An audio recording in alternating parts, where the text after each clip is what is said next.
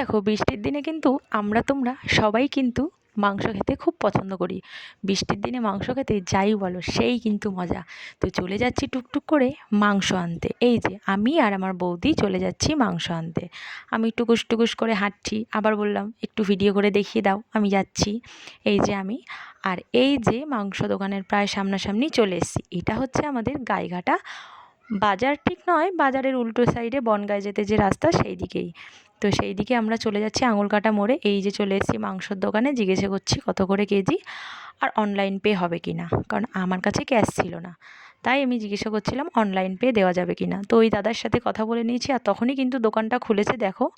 তো মাংস এর নেওয়া জন্য হয়ে গেছে, অনেকক্ষণ বসতে এবার হয়েছিল। তো যাচ্ছি এই বাড়ি যে থেকে মাংস নিয়ে আমি আর বৌদি চলে যাচ্ছি। টুকটুক করে।